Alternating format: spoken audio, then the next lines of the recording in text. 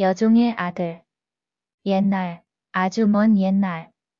산 좋고 물 맑은 조선의 어느 고을에 한양에서 귀양 온 양반댁이 있었습니다. 이 집엔 본부인과 첩 하나, 그리고 여러 명의 하인과 여종들이 함께 살고 있었지요. 그 중에도 심성이 곱고 부지런한 여종 하나가 있었는데 이름은 초란이었습니다. 초란은 말수가 적고 일을 묵묵히 해내는 여인이었으며 어느 날 주인 댁의 둘째 도령의 실수로 아이를 갖게 되었으나 양반가에서는 그런 사실을 덮어두고 초란을 내쫓아 버렸습니다. 초란은 배를 싸쥐고 눈물 속에 집을 떠나 어느 골짜기 산소 곰막에 자리를 틀고 홀로 아이를 낳았습니다. 그렇게 세상에 나온 아이의 이름은 도성, 의라 하였습니다. 도성은 어릴 적부터 총명하고 눈빛이 깊었으며 글재주가 남달라 나뭇잎에 시를 써도 윤려가 맞고 장작 더미 위에서 한 시를 읊는 아이였습니다. 초라는 아들에게 늘 말했습니다. 너는 남들이 흉불신분이지만 마음만은 지조 있는 선비처럼 살아야 한다. 이 한마디를 도성은 마음 깊이 새기고 가난 속에서도 그 공부를 놓지 않았지요. 도성이 12살 되던 해였습니다.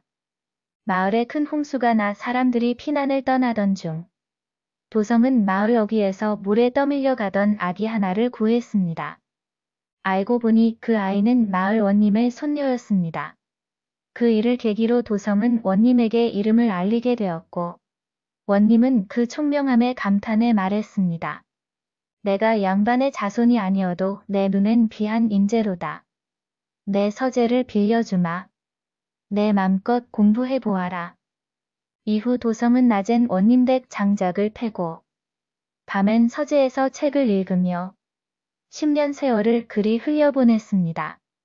23이 된 해, 도성은 과거에 응시하기로 결심했습니다. 하지만 그의 신분은 여종의 아들이라 하여 시험장에서 쫓겨나게 됩니다. 그는 참을 수 없는 분노와 함께 한양으로 올라가 억울한 사연을 직접 전하의 어전 앞에서 상소하였습니다. 그 상소문에는 이런 글귀가 담겨 있었습니다. 저 여종의 자식일지언정 나라의 글을 읽고 뜻을 품었으니 시험 한 번 볼 기회를 허하소서. 그 상소는 대신들 사이에 큰 파장을 일으켰고 결국 임금은 직접 도성을 불러 그 총명함을 시험하였습니다. 임금은 질문을 던졌습니다. 천한 자가 재상을 넘보면 세상이 혼란스러워지지 않겠는가? 도성은 절을 올리며 조용히 답했지요. 그 말에 임금은 한참을 묵묵히 있다가 고개를 끄덕이며 말씀하셨습니다. 허허, 참으로 기계 있구나. 과거에 응시할 자격을 주노라. 과거 날 도성은 장원으로 급제합니다. 그 재주와 글솜씨가 조정에서도 화제가 되었고 결국 병조 참판으로 발탁되었지요. 하지만 그는 자신의 신분을 감추고 초란이란 어머니를 고향에 모시고 한양에 와 조용히 살았습니다. 그러던 어느 날 그의 앞에 뜻밖의 손님이 찾아옵니다. 바로 그가 태어난 양반집의 둘째 도령, 즉 친아버지였지요. 도령은 늙고 초췌한 모습으로 무릎을 꿇고 말했습니다. 내가 죄인이다. 너를 낳고도 버린 이 아비를 용서하거라. 도성은 한참을 바라보다가 말했습니다. 저는 어머니께서 저를 길러주셨기에 여기까지 올 수 있었습니다. 피는 같을지라도 저를 사람답게 키워주신 분은 초란 어머님 뿐이옵니다. 그리고 도성은 아버지를 정중히 대하되 끝내 그를 아버지라 부르지 않았습니다. 그의 그릇된 감정이 아니라 세상을 향한 의연함이었습니다. 도성은 관직에 있으면서도 늘 백성을 위한 정치를 펼쳤습니다. 무거운 세금을 감면하고 논밭을 빌려주어 가난한 백성들이 일어설 수 있도록 하였지요. 그가 세운 청빈헌포이라는 제도는 가난한 이들을 위한 장학금 제도로 전국에서 유일하게 도성 고을만 운영되던 제도였습니다. 어느 날 임금이 그의 집에 비밀리에 찾아옵니다. 도성 대감, 어찌 집이 이리도 수수한가? 그러자 도성은 이렇게 말했습니다.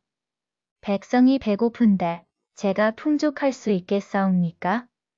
저야말로 여종의 자식으로 자라 백성의 서름을 알기에 누릴 자격이 없사옵니다. 그 말에 임금은 고개를 끄덕이며 도성을 참된 선비라 칭송하였지요. 도성은 말년에 벼슬을 버리고 고향 뒷산에 초가를 짓고 살았습니다. 어머니 초란이 세상을 떠날 때까지 한시도 곁을 떠나지 않았고 매년 초란의 생일엔 혼자 술을 따라 울었습니다. 어머님, 제가 그 품에서 태어나 다행이옵니다. 도성이 죽은 뒤 그의 무덤에는 한 줄의 글이 새겨졌습니다.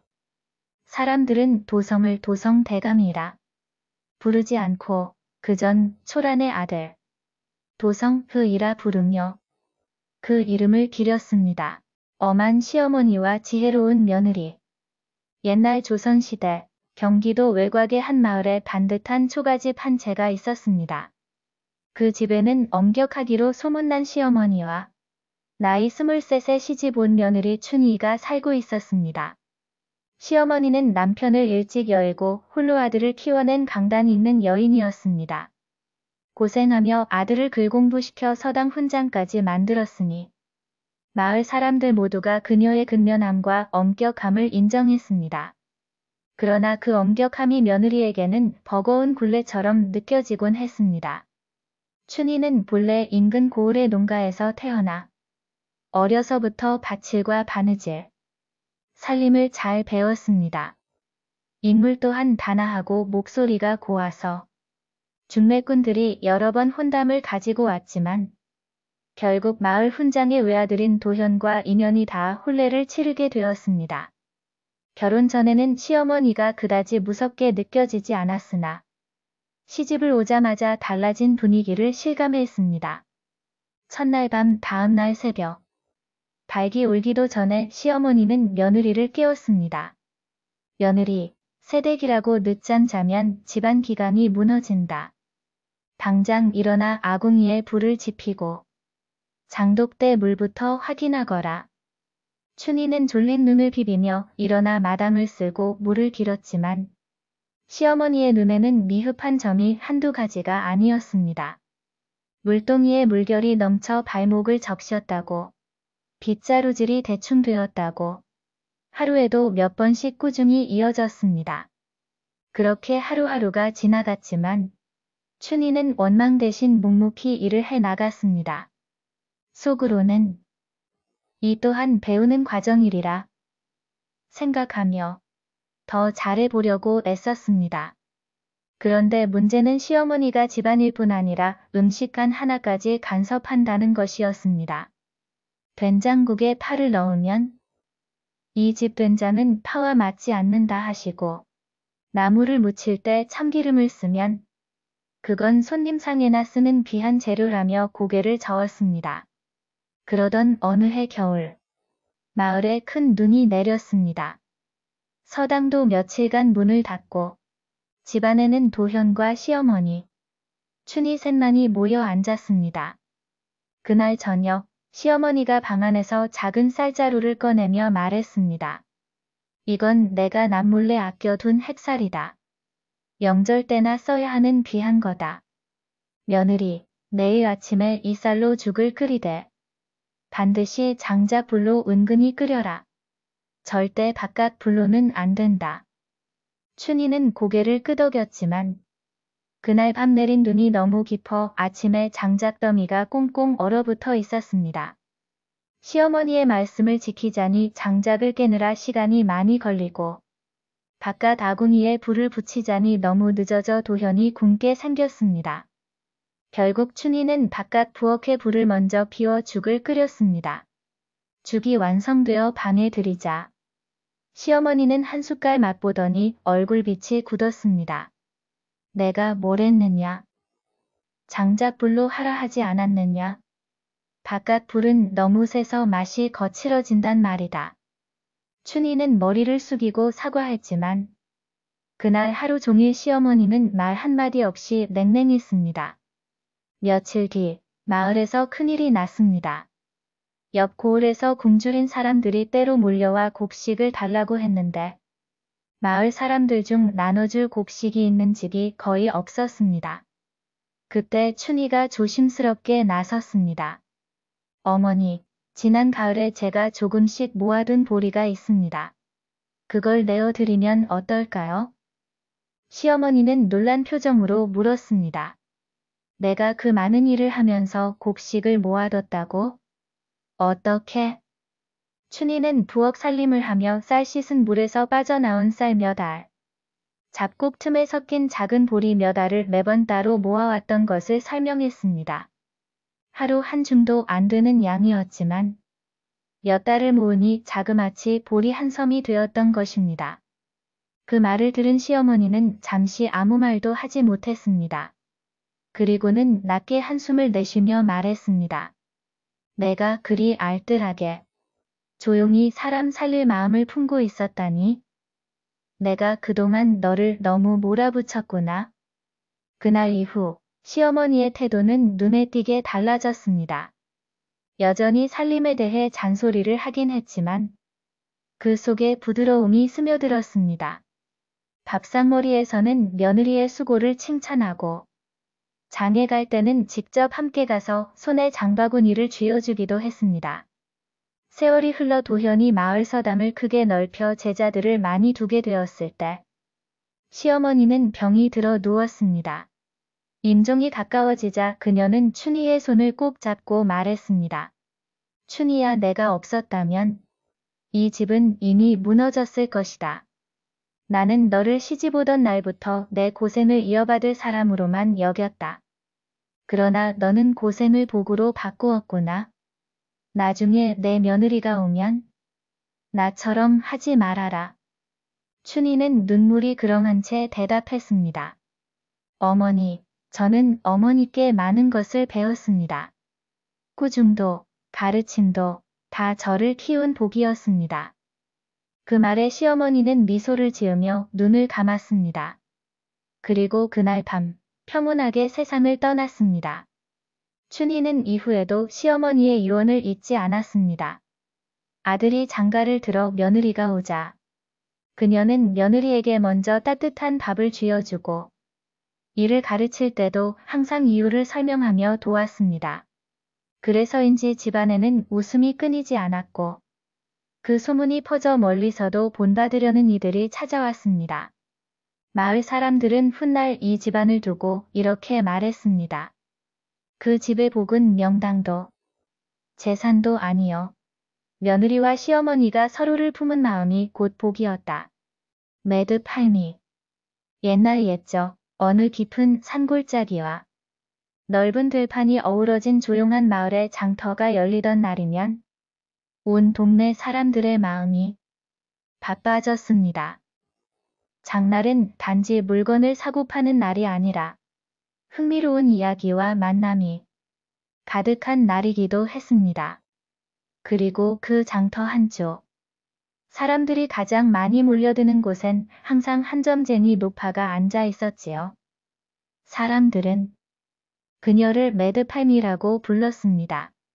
이유인즉 그녀가 점을 볼 때마다 빨간 실로 매듭을 지어주며 이 매듭 풀릴 때 너의 운명이 바뀌리라 하는 말을 남겼기 때문입니다. 하지만 이 매드팔미 실은 진짜 점쟁이가 아니었지요.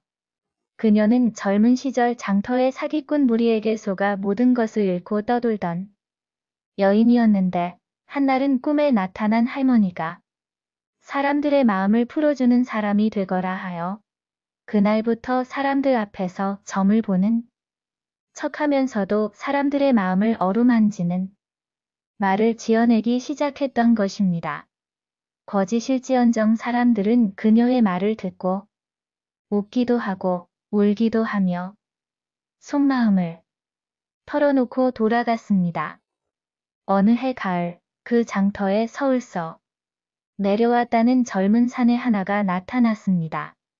그는 말쑥한 차림에 똑똑해 보였지만 표정이 늘 무거웠지요.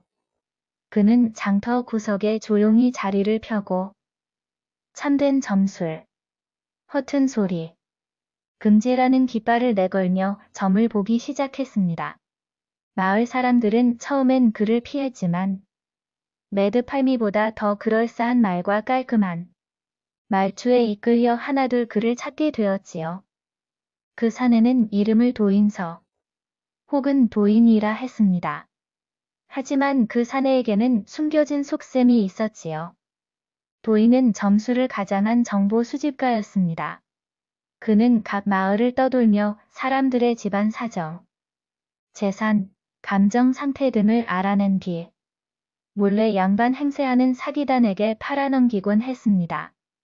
사기단은 그 정보를 이용해 땅을 빼앗거나 혼담을 망치거나 심지어 도둑질까지 하며 마을을 쑥대밭으로 만들었지요. 매드팔미는 그가 뭔가 이상하다는 걸 감지하고 있었지만 사람들은 이제 그녀의 말을 믿지 않았습니다. 늙은이가 헛소리하네 하며 손가락질할 뿐이었지요. 그러던 어느 날 장터의 한 사내가 울부짖으며 뛰어들어왔습니다. 도인서, 이 악한 놈아, 내 동생을 죽게 한 게 너였지. 그 사내는 며칠 전 점을 본 뒤 사업을 한다며 모든 돈을 투자하고 사라졌던 동생의 죽음을 전해 들은 형이었습니다. 그리고 그의 손에는 도인석이 적어준 편지 한 장이 있었지요. 이 운세는 단명, 내 별이로다. 큰 돈을 움켜쥐고 떠나야 살 수 있을 것이니 지금 가진 모든 것을 가져다 사업을 시작하라. 편지를 본 매드팔미는 속으로 흐느꼈습니다. 말이란 사람을 살릴 수도 죽일 수도 있지. 마을 이장은 도인석을 불러 조용히 물었습니다. 당신은 어찌하여 남의 집 사정이며 재산이며 그리도 잘 알았어? 도인은 당황하며 변명했지만 이미 사람들의 눈빛은 차가워져 있었습니다. 그리고 그날 밤 장터엔 긴 불길 같은 바람이 불었습니다. 매드팔미는 오두막에 불을 밝히고 사람들을 모아 이야기했습니다. 나는 점쟁이가 아니요. 다만 사람들의 한숨 속에서 마음을 보려 애썼을 뿐이요. 이 실매듭은 진짜 운명을 바꾸는 게 아니라 여러분이 스스로 마음을 바꾸고 다짐을 새기라는 뜻이었어. 그녀는 하나하나 그동안 자신에게 시를 받아간 사람들을 불러 매듭을 풀게 했습니다. 이제는 여러분 스스로 운명을 만들어가야 할 때요. 도인석은 마을에서 도망치려다 붙잡혔습니다. 그의 수첩에는 수많은 마을 사람들의 이름, 재산, 사연이 적혀 있었지요. 결국 그는 관아에 넘겨졌고 그의 뒤를 바치던 사기단도 하나둘 붙잡혀 사라졌습니다. 그날 이후 장터는 다시 평온해졌습니다. 매드팔미는 여전히 장터 구석에 앉아 있었지만 이제 사람들은 점을 보러 오는 것이 아니라 그녀의 따뜻한 차와 조용한 이야기를 들으러 찾아오곤 했지요. 그 마을에선 지금도 이렇게 전해집니다. 운명은 점쟁이가 아닌 내 손으로 짓는 것이란다. 그리고 매드팔미가 남긴 붉은 실 한 가닥은 마을 회관 벽에 지금도 조용히 걸려 있다고 합니다. 그 실엔 이런 글귀가 적혀 있습니다. 묶는 건 실이 아니라 마음이었고 푸는 건 매듭이 아니라 고집이었다. 그로부터 몇 달 뒤 겨울바람이 매섭게 불어오는 어느 날 장터에 또 다른 낯선 이가 찾아왔습니다. 허름한 의추의 얼굴은 반쯤 가려졌고 짐이라고는 작은 가방 하나뿐이었습니다. 사람들은 처음엔 그를 떠돌이 장사꾼쯤으로 여겼지만 그 사내는 아무것도 팔지 않았습니다. 그는 매드팔미의 자리 앞에서 조용히 앉아 하루 종일 묵묵히 그녀의 이야기를 들었지요. 이튿날도 그 다음 날도 그는 와서 말없이 그녀의 옆에 머물렀습니다. 사람들은 수군댔습니다. 혹시 그 산에도 점을 보려는 걸까? 아니, 저 눈빛이 예사롭지 않다니까. 하지만 매드팔미는 그를 보며 고개를 살짝 기울이더니 한 줄기 미소를 지었습니다. 자네, 어디서 많이 본 듯하구먼. 혹시 해남 땅에서 왔는가? 사내는 조용히 고개를 끄덕였습니다. 예. 저는 매드팔미께서 예전에 점 아닌 점을 봐주셨던 그 아이입니다. 아버지가 장사 미천을 잃고 절망에 빠졌을 때 할미께서 제 손에 실 하나를 쥐어주시며 말씀하셨지요. 이 실이 자라서 동마줄이 될 날이 올 것이니 절망하지 말거라. 그 말 한마디 덕분에 전 버티며 살았고 지금은 작은 양조장을 일구었습니다. 사람들은 놀라 입을 다물지 못했습니다. 그렇게 떠났던 아이가 이제 어엿한 사내가 되어 돌아온 것이었지요. 그날 밤 장터에는 따뜻한 잔치가 열렸습니다. 사내는 자신의 양조장에서 만든 막걸리를 나누며 할미께 감사를 전했고 마을 사람들은 매드팔미에게 미처 하지 못했던 말을 하나둘 쏟아냈습니다. 할미, 그 실 덕에 나도 남편과 화해했어요. 할미 말대로 한 해를 버티니 아이가 웃기 시작하더이다. 그 밤 매드팔미는 고개를 천천히 들고 하늘을 바라보며 혼잣말처럼 말했습니다. 거짓에서 시작했지만 진심으로 이어졌고 그 진심이 누군가를 살렸다면 나도 이제 매듭을 풀 때가 되었지. 그리고 그날 이후 매드팔미는 다시는 장터에 나오지 않았습니다. 사람들은 그가 세상을 떠났다고도 하고 떠돌이처럼 다른 마을로 갔다고도 했지만 분명한 건 그녀가 남긴 매듭의 기억은 오래도록 사람들의 삶 속에 남아 있었다는 것입니다. 몇 해 뒤 그 장터 구석에 작은 비석 하나가 세워졌습니다. 비석에는 이렇게 새겨져 있었지요. 그 마음은 매듭이 아니라 사람과 사람 사이의 끈이었음을. 그리고 매년 장터가 열리는 날이면 사람들은 그 비석 앞에 붉은 실 한 가닥을 묻고 갑니다. 그 실은 누군가를 위로하고 싶은 마음, 혹은 스스로를 다독이는 다짐일지도 모르지요. 그렇게 장터의 거짓 점술은 세월 속에서 진짜 위안의 이야기로 남아 마을 사람들의 가슴 속에서 오랫동안 풀리지 않는 한 줄기 매듭으로 살아 있었답니다. 거지 신랑과 양반 처녀. 아주 오래전 산과 들이 어우러진 한 조용한 고을에 양반 집안이 하나 있었습니다. 그 집은 마을에서도 손꼽히는 부잣집이었고 대대로 학문과 예절을 중시하며 살아왔지요. 집주인은 나이 지긋한 양반 어른으로 학문이 높고 덕망이 깊었으며 부인 또한 곱고 인자하여 마을 사람들의 존경을 받았습니다. 그런데 이 부부에게는 무남동녀, 세상에 하나뿐인 귀한 딸이 있었습니다. 그 딸은 얼굴이 고왔을 뿐 아니라 마음씨까지 고와 마을의 늙은이든 아이든 누구에게나 친절하고 온화한 말을 건넸지요. 이름은 연화라 하였습니다. 연화 아씨가 16이 되었을 무렵 혼담이 줄을 이어 들어왔습니다. 관아의 아전 집안 아들, 먼 고을 사또의 조카, 큰 상인의 장남까지 다들 좋은 집안 배경에 제법 잘난 사람들만이 청혼을 해왔지요. 그러나 양반 어른은 서두르지 않았습니다. 사람의 인연은 하늘이 맺는 법이니 덕과 인품이 바른 사내가 나타나야 한다. 이렇게 말씀하시며 돈이나 벼슬보다 사람됨을 보시려 했습니다.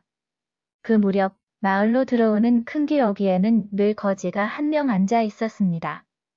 얼굴은 햇볕에 그을려 까맣고 옷은 군데군데 찢어져 있었으며 머리칼은 풀풀 날리고 신발은 짝이 맞지 않았습니다.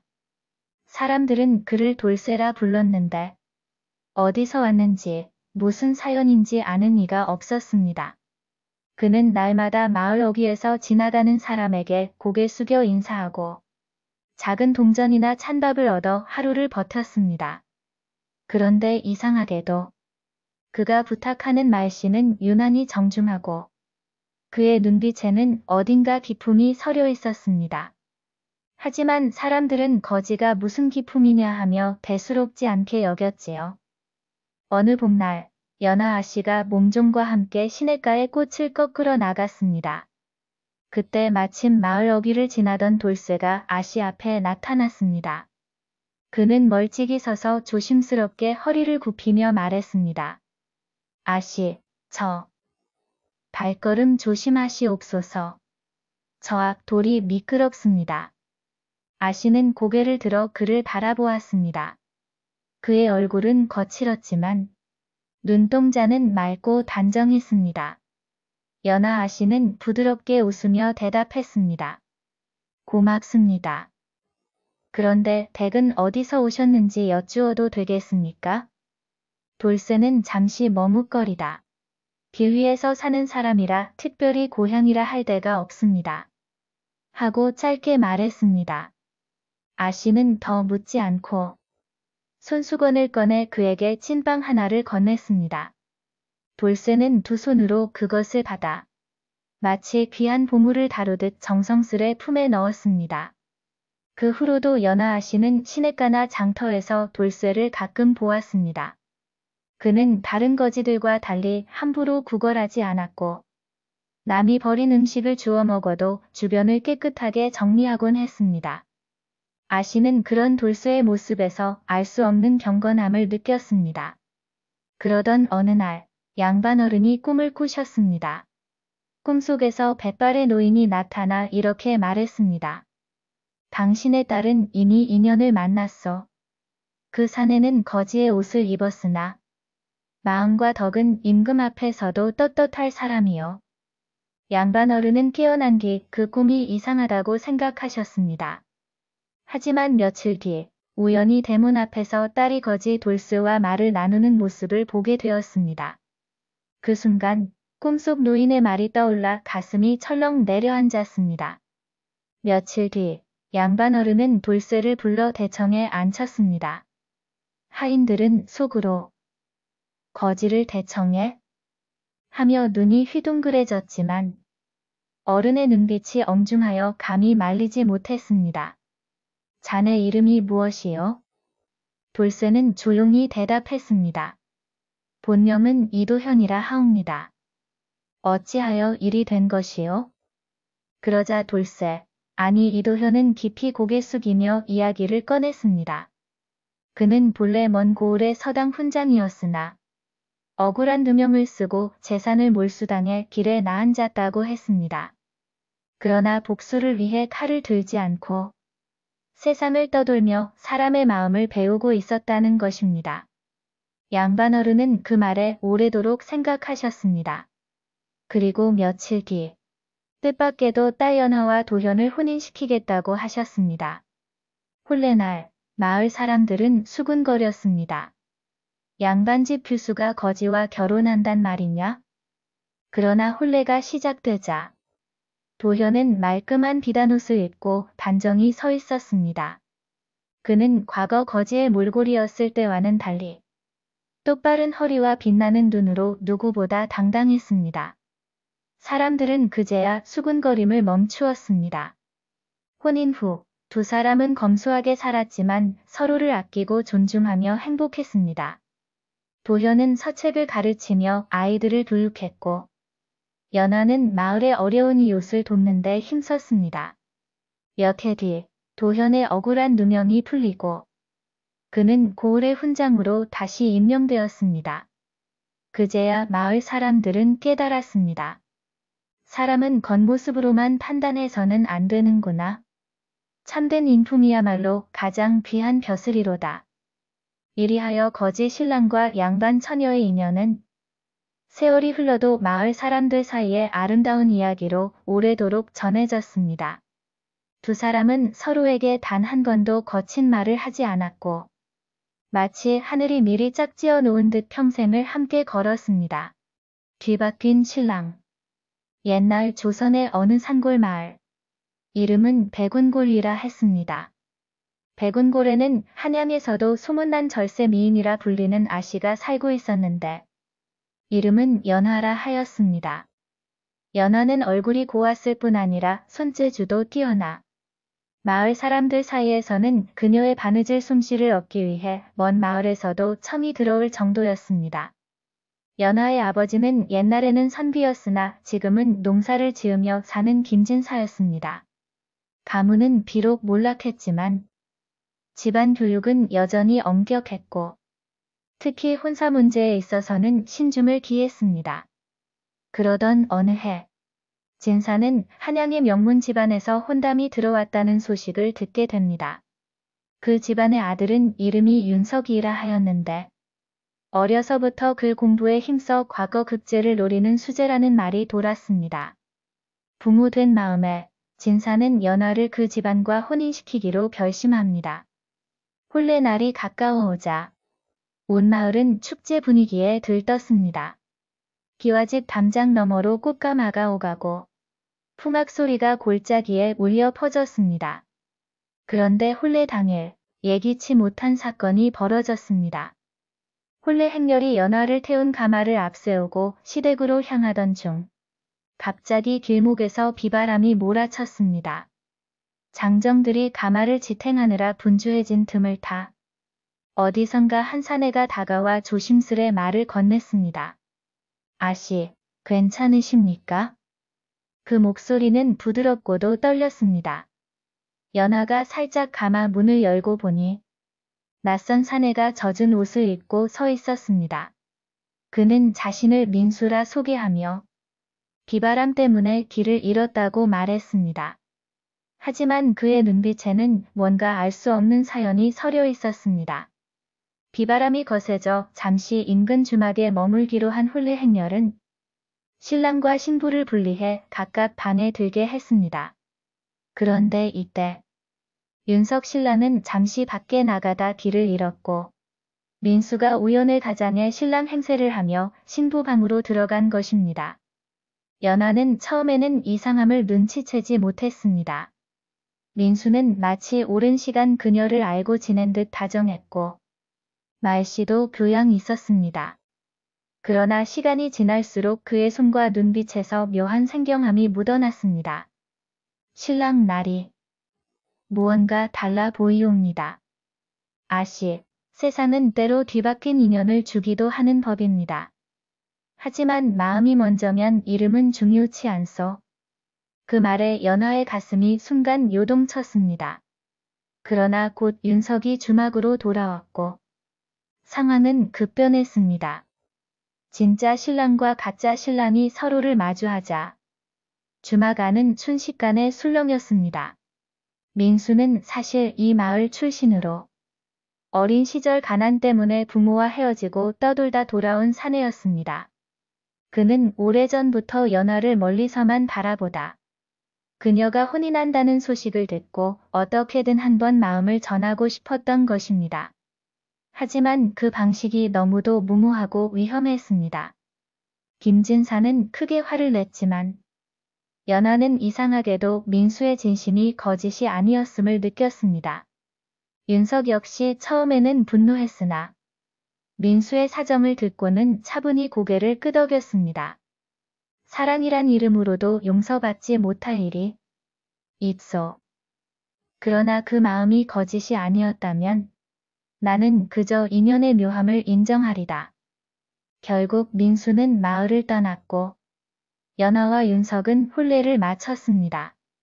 하지만 연화의 마음 한켠에는 늘 그날의 비바람과 가마 문 사이로 보였던 민수의 눈빛이 남아 있었습니다. 세월이 흘러 윤석은 과거의 급제에 벼슬길에 올랐고 연화는 훌륭한 내조로 이름이 났습니다. 그러던 어느 봄날 부부가 강가를 거닐다가 낯익은 등을 발견했습니다. 그 등은 한때 가짜 신랑으로 그녀 앞에 섰던 민수의 것이었습니다.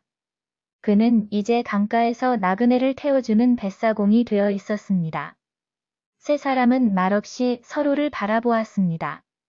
아무 말도 필요치 않았습니다. 뒤바뀌었던 인연은 제자리를 찾았고 남은 것은 각자의 삶에서 피어난 묵묵한 평안뿐이었습니다. 이상한 노인. 옛날 높은 산과 깊은 숲으로 둘러싸인 외진 마을이 있었습니다. 그 마을 사람들은 농사를 지으며 서로 의지하고 살았지요. 그런데 언제부턴가 마을 어귀의 커다란 느티나무 아래에 이상한 노인이 매일같이 나타났습니다. 그는 낡은 회색 도포를 걸치고 허리에는 묘하게 빛나는 나무 지팡이를 짚고 있었지요. 눈빛은 깊고 말소리는 낮았으며 그보다 더 사람들을 당황하게 만든 건 그가 지나가는 이마다 붙잡고 던지는 한마디였습니다. 자네, 오늘은 무엇을 잃고 가나? 처음엔 마을 사람들이 농담이라 생각하며 웃어넘겼습니다. 하지만 신기하게도 노인의 물음이 있던 날엔 꼭 무언가 사라지는 일이 벌어졌습니다. 닭이 없어지거나 장에 가던 돈주머니가 감쪽같이 사라지거나 심지어 가장 소중한 사람이 먼 길을 떠나기도 했지요. 처음엔 우연이라 여겼지만 이런 일이 거듭되자 사람들은 노인을 두려워하기 시작했습니다. 어떤 이는 저주를 내리는 자라고 속삭였고 또 어떤 이는 미래를 보는 신통한 점쟁이라고 말했습니다. 마을 청년 몇이 그를 몰아내자고 했지만 노인은 조용히 웃으며 이렇게 말했습니다. 내가 떠나면 자네들이 더 많은 걸 잃게 될 걸세.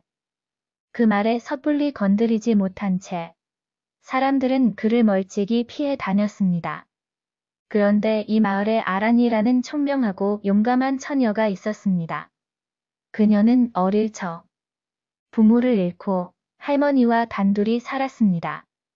힘든 일에도 웃음을 잃지 않고 이웃을 도우며 지냈지요. 아란은 노인의 이야기를 들을 때마다 사라지는 것의 정체가 단순한 물건이 아닐 수도 있다고 생각했습니다.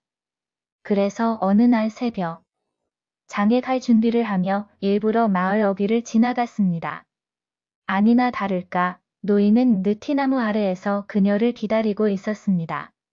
아란을 보자마자 그는 말했습니다. 아가씨, 오늘은 무엇을 잃고 가나? 아란은 부드럽게 웃으며 대답했습니다. 잃을 건 없어요. 대신 얻고 싶은 건 있어요. 노인은 흥미롭다는 듯 눈을 가늘게 뜨며 물었습니다. 얻고 싶은 게 무엇이냐?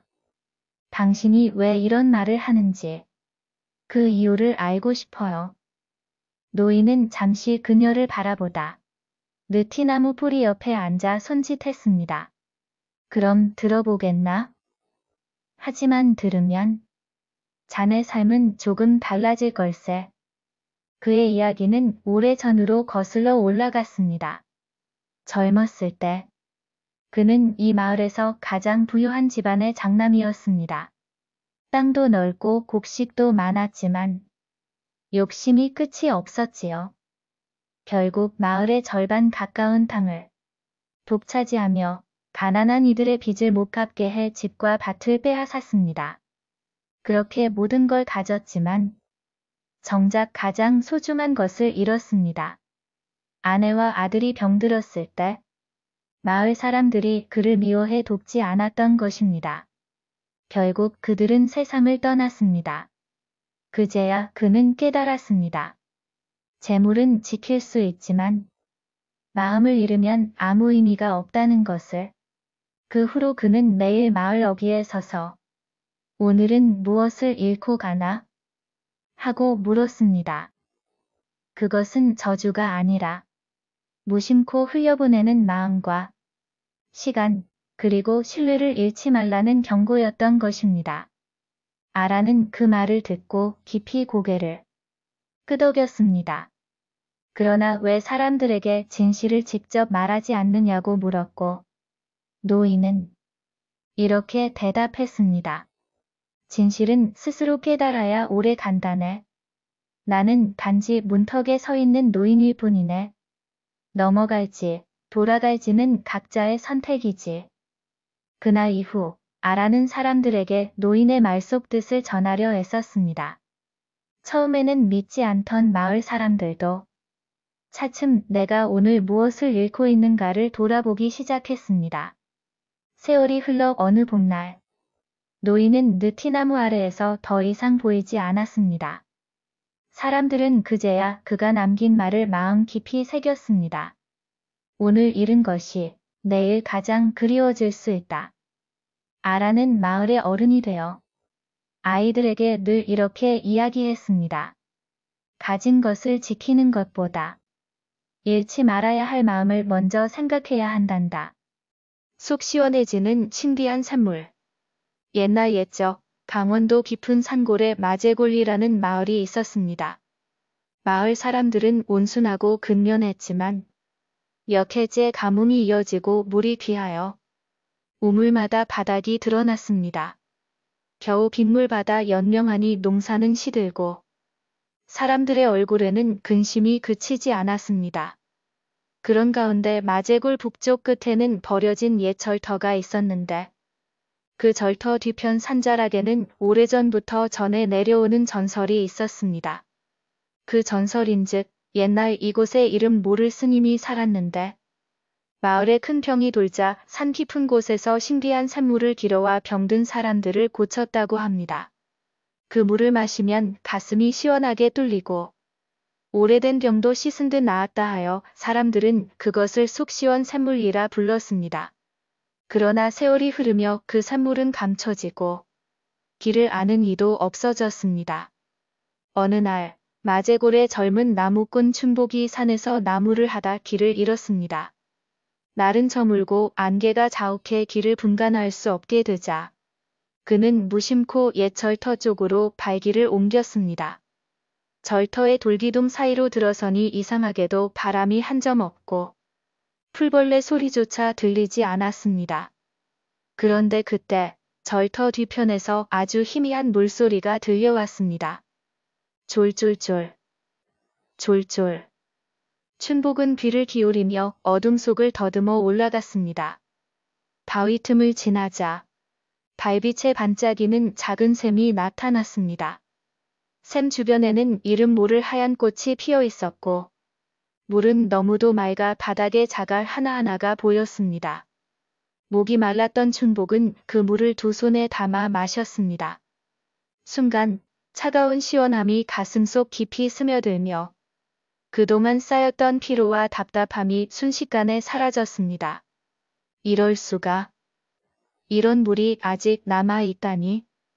춘복은 놀라 다시 한 모금 마셨습니다.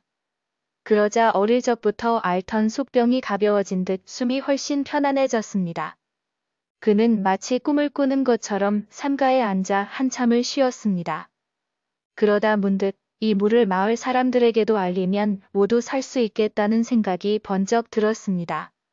하지만 다음 순간 바위 위에서 중년쯤 되어 보이는 스님이 나타났습니다. 그 스님의 옷차림은 세상과 동떨어진 듯하고 얼굴에는 평온한 미소가 번져 있었습니다. 젊은이, 그 샘물은 아무에게나 주어서는 아니 된다. 춘복은 깜짝 놀라 엎드려 절하며 말했습니다. 스님, 마을 사람들이 물이 없어 죽어가고 있습니다. 이 좋은 물을 나눠 마시게 해주십시오. 스님은 잠시 눈을 감았다가 조용히 말했습니다. 이 샘물은 마음이 맑고 남을 먼저 생각하는 자에게만 효험이 있다.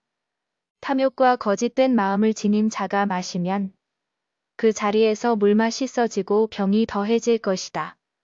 내가 정말 이 물을 나누고 싶다면 먼저 그들을 가르쳐야 한다. 그날 밤 춘복은 마을로 내려와 사람들에게 전했습니다. 샘물을 마시려면 먼저 서로 도우며 나누는 마음을 가져야 합니다. 거짓과 욕심을 버려야 합니다. 처음엔 아무도 믿지 않았지만 가뭄과 병으로 지친 사람들은 차츰 서로를 돌보기 시작했습니다. 굶은 이웃에게 곡식을 나누고 싸우던 집안은 화해했습니다. 며칠 뒤 춘복은 가장 가난하고 병든 이들을 데리고 산으로 올라갔습니다. 샘가에 이르자 그들은 무릎을 꿇고 조용히 기도한 뒤 물을 마셨습니다. 그러자 놀랍게도 알턴 기침이 멎고 오랫동안 쓰라리던 속이 편안해졌습니다. 소문은 순식간에 퍼졌지만 욕심 많은 몇몇 상인과 부잣집은 몰래 샘물을 가져가려 했습니다.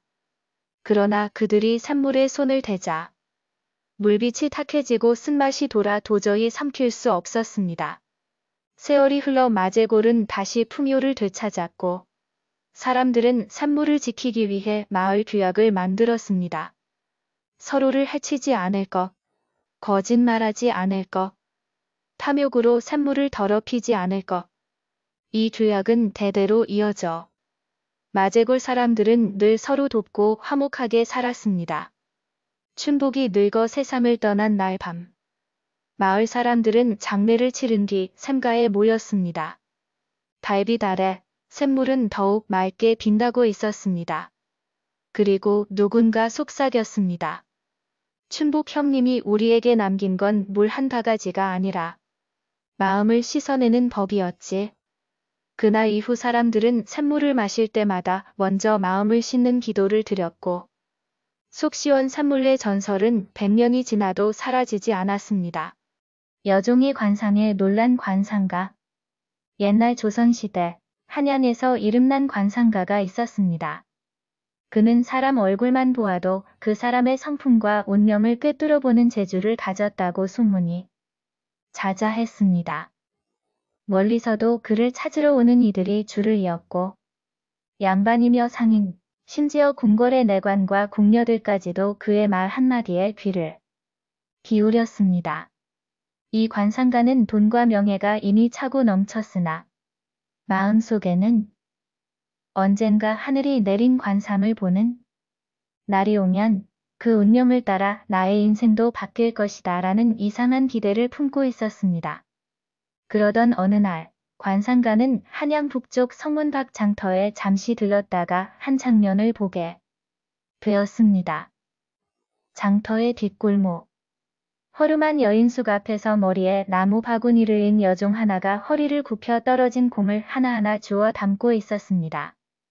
햇볕은 뜨겁고 땀방울이 이마를 타고 흘렀으나 그 여종의 얼굴에는 원망도 불만도 없이 묵묵한 기품이 깃들어 있었습니다. 순간 관상가의 눈이 번쩍 빛났습니다. 그는 무심한 듯 다가가서 여종의 얼굴을 찬찬히 살폈습니다. 눈매는 맑고 깊으며 미간에는 부드럽지만 강한 기운이 맺혀 있었고 입술선은 굳세게 다물려 있었으나 자애로움이 스며 있었습니다. 무엇보다 귀 모양이 매우 길고 귓불이 두툼하여 마치 대궐에서나 볼 법한 부귀의 삶을 지니고 있었습니다. 관상가는 속으로 중얼거렸습니다. 이런 관상은 나라를 움직이는 자의 옆에 서거나 그 자신이 큰 복을 누리는 상이로다. 그런데 어찌 이런 사람이 장터의 여종이 되었는가 호기심을 참지 못한 그는 말을 걸었습니다. 아가씨, 어디서 오셨어? 여종은 놀라 고개를 숙이며 저는 아가씨가 아니라 그냥 주인 집에서 심부름하는 종입니다. 어릴 때 부모님이 돌아가시고 비 때문에 이 집으로 팔려왔습니다. 하고 담담히 대답했습니다. 관상가는 그 말에 더더욱 의아해졌습니다. 이런 부귀의 상을 지닌 사람이 어째서 천한 여종 신세가 되었단 말인가? 그는 여종에게 술 한 잔 대접하겠다며 근처 주막으로 데려갔습니다. 주막 안에서 관상가는 조심스럽게 말을 꺼냈습니다. 그대의 관상은 보통이 아니요. 하늘이 내려준 상복이 있는 사람이요. 그러나 지금의 처지는 너무 초라하니 앞으로 운이 바뀌는 날이 반드시 있을 것이요. 그날이 오면 절대 주저하지 말고 잡으시오. 여종은 웃으며 선생님, 저는 그런 운명이라는 걸 믿어본 적이 없습니다. 제게는 매일 부엌일과 빨래가 전부입니다. 하고 고개를 저었습니다. 하지만 관상가는 단호히 말했습니다. 아니요. 그대는 반드시 궁궐과 인연이 닿을 것이며 권세 있는 자의 옆에서 큰 복을 누릴 운명입니다. 내 말이 틀리면 이 자리에서 내 관상책을 불태우리다. 그날 이후 관상가는 종종 장터에 나와 여종을 멀리서 지켜보았습니다. 그런데 이상하게도 장터에 나타나는 지방 수령이나 양반, 산인들이 하나같이 여종에게 친절히 대하고 심지어 길가에서 말을 멈추고 잠시 바라보다 가기도 했습니다. 그것은 단지 미모 때문이 아니라 그 여종이 풍기는 알 수 없는 기품과 품격 때문이었습니다. 몇 달 뒤 나라에 큰 변화가 찾아왔습니다. 새로 부임한 대감이 한양으로 올라오다가 장터에 들렀는데 우연히 그 여종을 보게 된 것입니다. 대감은 그녀를 보고는 한참 말없이 서 있다가 수행원에게 귀속말을 건넸습니다. 그 후 며칠 지나지 않아 여종은 주인 집에서 풀려나 대감 댁으로 가게 되었습니다. 이유인즉 대감 부인이 병으로 세상을 떠나고 새로 가문을 지켜줄 인물이 필요했는데 대감이 그 여종을 후처로 삼고자 한 것입니다. 이 소식을 들은 관상가는 마치 오래 기다린 날이 온 것처럼 미소 지었습니다. 대감 댁에 들어간 여종은 단정하고 지혜로운 처신으로 집안을 안정시키고 대감의 신임을 얻어 살림과 노비들을 공정하게 다스렸습니다. 몇 해 뒤 대감이 조정의 높은 벼슬에 오르자 그녀는 자연스레 한양 안에서도 존경받는 귀부인이 되었습니다. 세월이 흘러 관상가는 노쇠한 몸을 이끌고 대감댁 문 앞을 찾았습니다. 그가 왔다는 소식을 들은 부인은 서둘러 마당으로 나와 그를 맞이했습니다.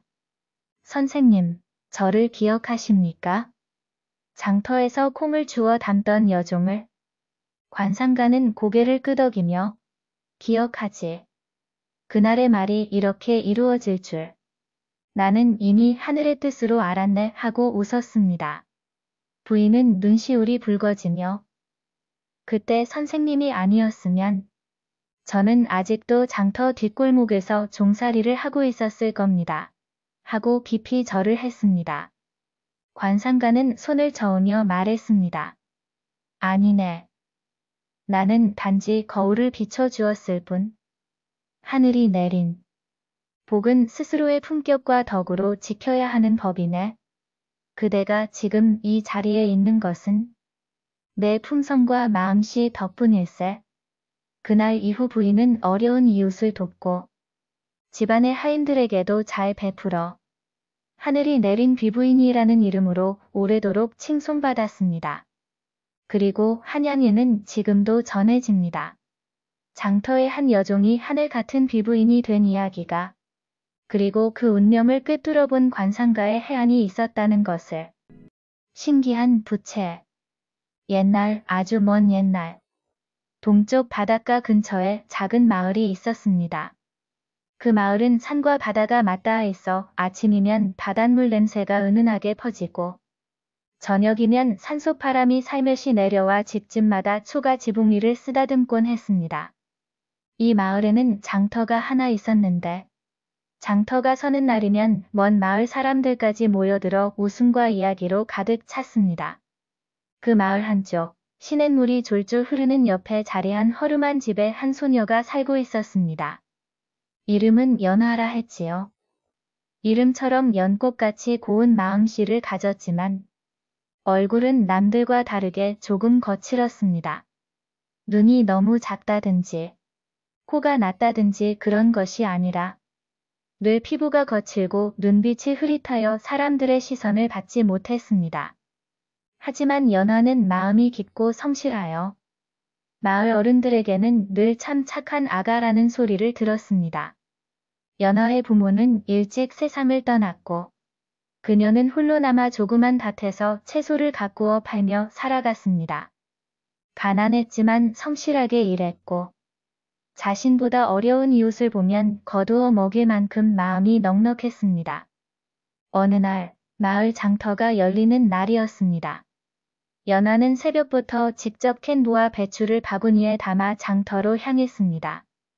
장터 한가운데 사람들 틈에서 이상하게 낯선 차림의 노인이 서 있었습니다.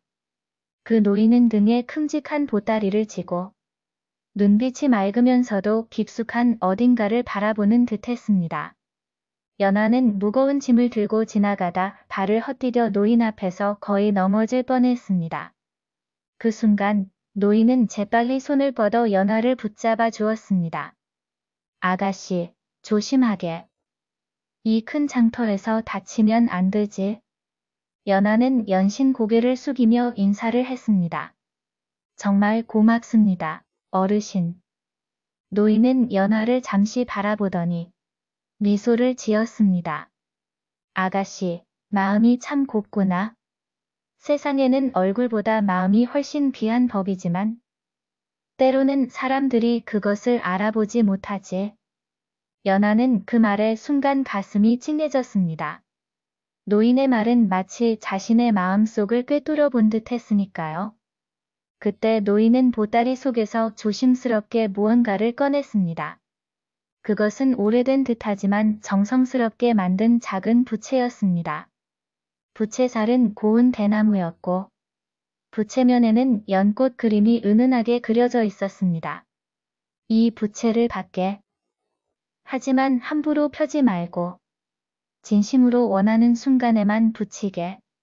그러면 그대가 마음속에 품은 가장 아름다운 모습이 세상에 드러날 것이네. 연하는 그저 부채 하나를 건네받았을 뿐인데 왠지 가슴이 두근거렸습니다. 감사 인사를 하려 돌아보니 노인은 이미 장터 사람들 속으로 사라지고 없었습니다. 그날 저녁 연하는 초가집 안에 앉아 부채를 바라보았습니다. 마음속에 품은 가장 아름다운 모습이라니. 연하는 고개를 저으며 혼잣말을 했습니다. 나는 그냥 이렇게 사는 게 익숙한데. 그러나 호기심이 가시지 않았습니다. 며칠 뒤 마을에서 큰 잔치가 열린다는 소식이 들렸습니다. 옆 마을 부잣집 아들이 장가를 간다 하여 온 마을 사람들이 초대받았던 것이지요. 연하도 초대를 받았지만 초라한 옷차림과 거친 얼굴로 잔치 자리에 나가기가 부끄러웠습니다. 그날 아침 연하는 문득 부채를 떠올렸습니다. 혹시 하는 마음으로 조심스레 부채를 펼치고 얼굴 앞으로 가져갔습니다. 바람을 한 번, 두 번, 세 번 붙이자 부드럽고 향기로운 바람이 얼굴에 스며들었습니다. 그리고 거울을 보니 거기에 비친 자신은 매끄러운 피부에 반짝이는 눈동자, 고운 인매를 가진 처녀였습니다. 하지만 신기하게도 그 아름다움 속에는 원래의 연하가 지닌 따뜻한 눈빛이 그대로 살아 있었습니다. 잔치날, 연하가 마을 잔치에 나타나자 모든 이가 놀랐습니다. 마을 청년들뿐 아니라 다른 마을 손님들까지 그녀에게 눈을 떼지 못했습니다. 하지만 연하는 결코 교만하지 않고 여전히 조용하고 공손하게 사람들을 대했습니다. 그날 밤 잔치에 온 한 젊은 서당 훈장이 연하를 눈여겨보았습니다. 그는 연하의 고운 외모뿐 아니라 말투와 마음 씀씀이에 깊이 감동하였습니다. 하지만 연하는 그와 대화를 나누며 자신이 이렇게 변한 것은 부채 덕분이라는 걸 밝히지 않았습니다. 이후에도 연하는 부채를 자주 쓰지 않았습니다. 장터에 나가거나 특별한 날에만 조심스럽게 펼쳤습니다. 부채를 쓰면 세상 사람들은 그녀를 찬란하게 보았지만 연하는 그것이 전부가 아니라는 걸 알았습니다. 진정한 아름다움은 사람들의 눈에 보이지 않는 마음에서 비롯된다는 것을 깨달았기 때문이지요. 그러던 어느 날 마을에 큰 홍수가 나서 많은 집들이 무너졌습니다. 연하는 자신이 조금이라도 더 많은 이들을 도울 수 있도록 부채를 펼쳤습니다. 그 덕에 사람들은 그녀를 더욱 믿고 따랐고 무너진 마을을 다시 세우는데 큰 힘이 되었습니다. 시간이 흘러 연하는 서당 훈장과 혼인을 하였습니다. 결혼식 날 연하는 마지막으로 부채를 펼쳤다가 조용히 바다에 띄워 보냈습니다. 부채는 파도 위를 천천히 떠가다 멀리 사라졌습니다. 그 순간 연하의 얼굴은 더 이상 부채의 힘이 아닌 세월이 빚은 온화함과 깊은 마음의 빛으로 아름다웠습니다.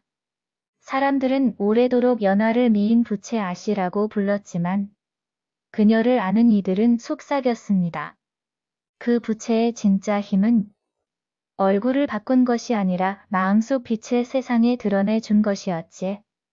그리고 그 이야기는 마을의 전설이 되어 지금까지도 바닷가 마을에서 전해지고 있다고 합니다. 관상을 꿰뚫어 본 거지. 옛날 옛적 조선의 어느 고을에 이름 없이 떠돌던 한 거지가 있었습니다. 남루한 옷차림, 바싹 마른 얼굴, 맨발로 걷는 그의 모습은 누가 봐도 그저 평범한 거지였지만 실은 그는 사람의 얼굴만 보면 그 운명을 꿰뚫어 보는 관상술을 지닌이었습니다. 그는 늘 시장 골목이나 절집의 돌담 아래 자리를 틀고 지나가는 사람들에게 밥 한 술만 주소 하며 고개를 숙였지만 마음속으로는 수없이 많은 사람들의 얼굴을 읽고 있었습니다. 사람들은 그를 무시하기도 했고 놀리기도 했지만 어느 날부터인가 그가 한 말이 들어맞는 일이 벌어지며 하나둘씩 주목하게 되었습니다. 어느 장날 한 상인이 장터를 지나가던 중 거지가 조용히 그를 부르며 말했습니다. 이보시오, 양반. 얼굴이 귀하오. 3년 안에 큰 부자가 될 상이오. 허나 재물을 얻은 뒤 사람을 너무 믿지 마시오. 말과 돈 모두 잃을 수 있으니 조심하시오. 상인은 웃으며 고개를 저었습니다. 내 꼴을 보고 그런 말을 하오? 나는 늘 쪼들리는 장사치요. 하지만 그 말은 허언이 아니었습니다.